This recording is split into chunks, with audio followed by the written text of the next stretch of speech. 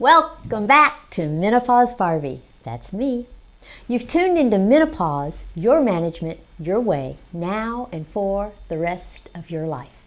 Now, as you know, I present these in consecutive order so that you can learn everything very easily. So don't go and make it hard on yourself by watching them out of order or jumping into the series somewhere other than at the beginning. Today we're covering pages 95 and 96 in the book. If you're following along the book, it's pages 95 and 96. And we're covering pages 22 and 23 in the outline notes. So there you have your bearings for following along. What we're going to talk about today is botanical and herbal therapies for menopause. In the last couple of tutorials, I educated you about alternative and complementary versus traditional medical options for menopause. And as I did that, I listed the professionals who are available to help you with each of those two camps. So, maybe you're thinking, well, Menopause Barbie, you're an MD. What do you know about botanicals and herbs? Well, I actually know quite a bit. You see, I'm a nerd and I like school. So what I've done is gone and taken some courses on alternative and complementary medicine that are completely outside the realm of traditional medicine. But I like doing things like that. I mean, I have a law degree and an MBA too, so I just look for things to study. Like I said, I'm a nerd. So, in keeping with my nerdhood, let's start with a quiz question. You haven't had one of those for quite a long time, so I know you want one, right? Okay, so here it is. Question is, the difference between botanical and herbal products is that option A, botanicals are useless while herbal products are useful. Option B, botanicals are standardized and approved while herbal products aren't. Option C, botanicals involve the whole plant while herbal products only involve part of the plant. Option D, botanicals are more dangerous than herbal products. Option E, botanicals can act with drugs, whereas herbal products cannot. Option F is B and D above, and option G is A, B, and C above. So what did you pick? The answer is C. Botanicals involve the whole plant, while herbal products only involve part of the plant. So I'm going to explain that and a whole lot more. We're going to start with some definitions. Okay, your first definition is the definition of botanical and herbal therapy. And that means use of plant products with special properties to manage your menopause. So basically you're looking at plants. Herbal therapy involves use of only the stems and the leaves. There's no seeds, no flowers, no fruit, no buds, no roots. So here is ginkgo biloba. These are just the leaves and the stems. You see there's no flowers or fruits in this thing, just the leaves. Botanical therapy involves use of any part of the plant. Okay, all the products involve anything. So you can have seeds and flowers and fruits and buds and roots, anything with botanical therapy. So here is a whole plant. You see some purple specks that are the flowers. There's some buds, there's some roots, there's some seeds, all kinds of stuff. Here is the same thing with passion flower. And you see all kinds of pieces there that involve different parts of the plant. Now, botanical and herbal therapies only have to meet the standards for foods rather than those for drugs. So that means that the purity and the quality and the consistency are going to vary. It's just like your products at the grocery store, right? When you buy products at the grocery store, they aren't all created equal, are they? Plants are available for therapeutic use in all sorts of forms. We have herbs, we have oils, pills, teas, tinctures, all sorts of things. I'm going to describe all of those for you. So first we have bulk herbs. And a bulk herb is the raw or the dried plant. And it can just be whole, or it can be pulverized or powdered. And that's what we use to make all the other things, all the teas and the tinctures and the capsules and the tablets. So what we have here is valerian root, that's the bulk herb. Here we have hops, which is the bulk herb. And here is turmeric, but it's powdered.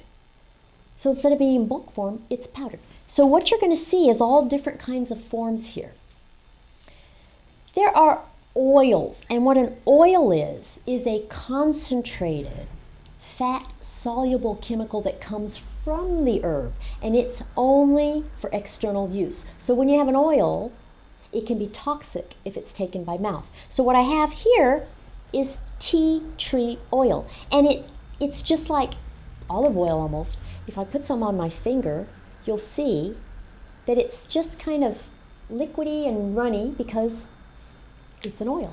And I just have to be sure not to put this in my mouth, don't I? Next we have some tablets or capsules. Now when you have a tablet or a capsule, it's a compounded form of an herb. And what it does is it makes it easier to use it because it's fixed in terms of its dosage. We have here some dong quai. This is a very common herb used for menopause, and it's in a capsule form. So that makes it really easy to take the quantity that you need to take on a regular basis. Next we have teas. A tea is an extraction of the soluble part of an herb in hot water. So obviously you know this is green tea, and you've seen tea bags and you've seen loose teas, and they're all just herbs that you dissolve in hot water. Now the potency of a tea depends on the steeping or boiling time. So another word for steeping is brewing. And steeping or brewing involves bringing the substance to a boil but then removing it from the heat and letting it sit. Boiling involves bringing it to a boil and letting it continue to boil for a period of time. And what we do is we define various substances by whether or not the herb was brewed or boiled, and for how long. So a tea, a regular tea, is steeped or brewed for 1 to 2 minutes. So here we have a tea. It's fairly weak. It's only been brewing for 1 to 2 minutes. And next we have an infusion. And an infusion is brewed or steeped for 20 to 30 minutes. So this one has been brewing for a little longer. And finally we have what we call a decoction. And a decoction is boiled for 20 to 30 minutes. Look how dark that is. You see how rich and dark it is? It's because it's been boiling. More of the herb gets dissolved when it's boiled longer. See, you can see by the colors pretty much which ones are stronger. Next we have a tincture. Now a tincture is an alcohol extracted concentrate that's added to water, and then you place it directly under in your mouth or under your tongue.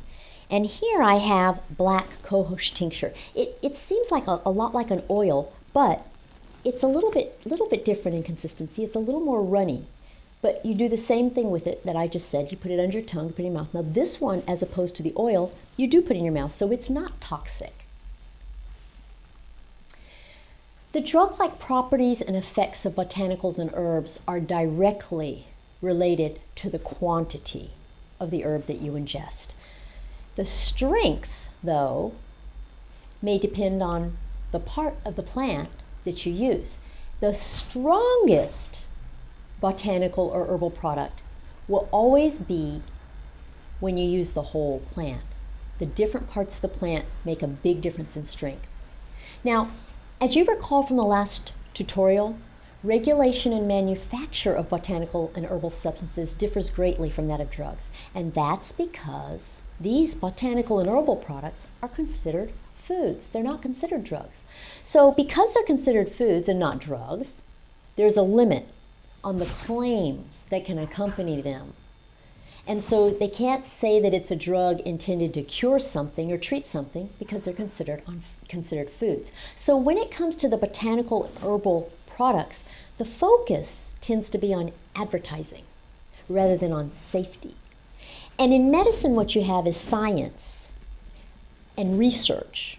But with these products, you have more advertising and marketing. And if you think of it that way, you'll kind of understand where the differences lie. Now, that doesn't mean that botanicals and herbals are bad.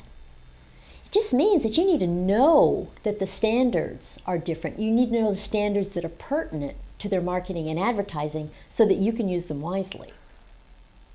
So, botanical and herbal products are subject to a high degree of variation. Now, what does that mean? Well, think about it. These are all plants, and plants have different growth conditions. So the differences in those growth conditions can lead to differences in the quality or quantity of the product. And what can happen is the amount of the active ingredient can vary. So think about a garden. Think about the plants that grow in a garden. Now, and think about when you go to the grocery store. When you go to the grocery store, you see products of all different sizes and qualities. Look, you see apples that look this big, apples that are this big, and apples that are this big. Look, they're pretty. There's a big difference here. Or look at these 2 carrots. Oh my God, I mean, look how big this thing is compared to this thing. I think they came out of the same batch. And you see it with cucumbers. But you also see products that are perfectly shaped and some that aren't. So here's a potato, nice round potato. Here's another potato.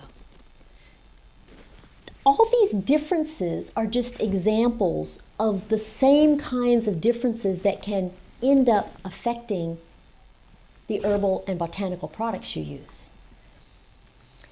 So your fruits and your veggies, as well as your botanicals and herbs, all belong to the plant world.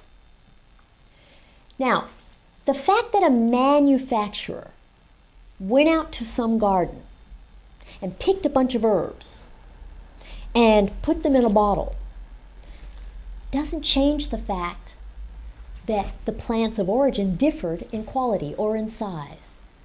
And after buying your fruits and vegetables at the grocery store, you take them home and wash them, don't you? Well, why do you do that? Well, you do that because they're plants. You know that they've been grown in dirt. They've been exposed to pollens and pesticides and insecticides. And then they've been picked with someone's dirty old grubby hands. In other words, they're contaminated. See, these things, I washed them, but they were covered with so much dirt. You know, I live in Buenos Aires, Argentina, and they sell their potatoes covered with dirt. And it was so dirty, I couldn't even touch it, so I had to clean it for you. But you wash them because they're dirty. Now, you don't have any burning desire to ingest all the contaminants, toxins, and dirt, do you? Well, there are no guarantees that there aren't traces left behind in your products from the grocery store even after you wash them. And there are no guarantees that there aren't traces left behind in your botanical and herbal products. And since there are no mandatory regulations for purity, you have to be aware.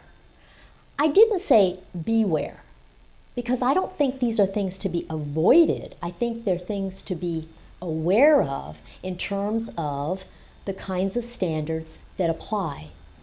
And you will find that if you try to talk about botanicals and herbs with your medical doctor, like me, most are very unfamiliar with botanicals and herbs and their effects. But a variety of botanical and herbs will interact with the drugs that you take. They can either make their effects enhanced or they can completely negate the effects of drugs. Sometimes they can even produce a toxic chemical reaction. So you must inform your physician of all the botanicals and herbs you're taking. It's imperative that you do that. Now, the professionals that can help you with these products include the doctors of osteopathic medicine, the DOs, naturopathic doctors, the NDs, and the certified botanists and certified nutritionists. They can all help you. Now, if you wanted to do a scientific study to see how well an alternative form of treatment works for managing your menopause, you have to be able to compare that to how well the natural hormone worked in your body, right? And then you have to also compare it to how well a pharmaceutical hormone would work in your body. Well, studies like that don't exist. So we don't have studies where we take an herb, a pharmaceutical drug, and the naturally occurring hormone and compare them. So you don't have scientific data to guide you.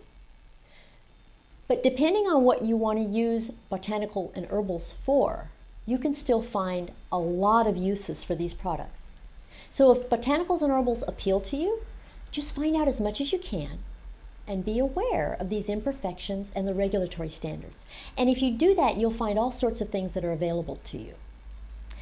Finally, I'm going to show you this beautiful picture of an herb shop that I visited when I was in Morocco. Okay, look at this. Do you see all those beautiful cones? Those are powdered. You see all those, it looks like there's curcumin and turmeric. There's some salts in the front. Those are mostly vitamins and minerals. And the entire shop, wall to wall, and even on the ceiling, full of nothing but botanicals and herbs. Pretty, isn't it? Well, that does it for today. In the next video, we're going to take a field trip to a naturopathic section of a pharmacy, and you're going to be able to get an idea of all the products that are available to you and see how there are just tons. So until then, take care of yourself, and I'll see you at the next tutorial. Bye!